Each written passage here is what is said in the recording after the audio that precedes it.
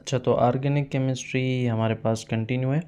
आज हम टॉपिक पढ़ेंगे अल्केन्स एंड अल्काइल रेडिकल। ठीक है। अब अल्केन्स क्या होते हैं? Alkanes are also called paraffins. Alkanes को हम पैराफिन्स भी बोलते हैं। अल्केन्स क्या है? Alkanes are group of hydrocarbons. तो अल्केन्स बेसिकली क्या है? हाइड्रोकार्बन्स। जो हमने पढ़ी थी कि ऑर्गेनिक केमिस्ट्री क्या होती है? स्टडी ऑफ हाइड्रोकार्बन्स, कार्बन और हाइड्रोजन की स्टडी। तो अल्केन्स क्या है? ग्रुप है उसके हाइड्रोकार्बन्स के। ठीक है। अब अल्केन्स आर सेचुरेटेड हाइड्रोकार्बन्स। जब मैंने आपको बताया था कि जो हमारी चेन होती है उसको हम दो फर्दर क्लासेस में डिवाइड करते हैं, सेचुरेटेड और अनसेचुरेटेड। तो सेचुरेटेड में हमने पढ़ा था कि उसमें क्या होता है कि कार्बन कार्बन का सिंगल, जो भी ऐसे कंपाउंड में कार्बन कार्बन का सिंगल बॉन्ड होता है वो सेचुरेटेड है, और अनसेचुरेटेड में डबल और ट्रिपल हो रहा था। और मैंने आपको ये भी बताया था कि जब कार्बन कार्बन कार्बन का सिंगल बॉन्ड होता है तो उसके लिए हम सफिक्स यूज़ करते हैं एन, और जब भी डबल बॉन्ड होता है तो ई एन ई। ठीक है। और वाई हम कब यूज़ करते हैं? जब कार्बन कार्बन का आपस में ट्रिपल बॉन्ड होता है। ये चीज़ हम ऑलरेडी डिस्कस कर चुके हैं। ठीक है।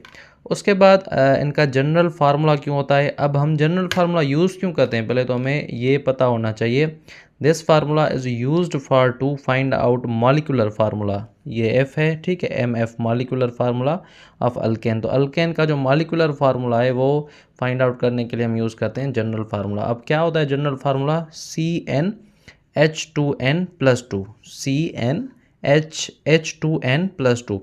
अब यहाँ पर n क्या है? बेसिकली यहाँ पर ये जो n है ये शो करता है where n is in formula shows number of carbon atom, या show number of carbon atoms. यहाँ पर जो n होता है वो क्या शो करता है? Number of carbon atoms. ठीक है।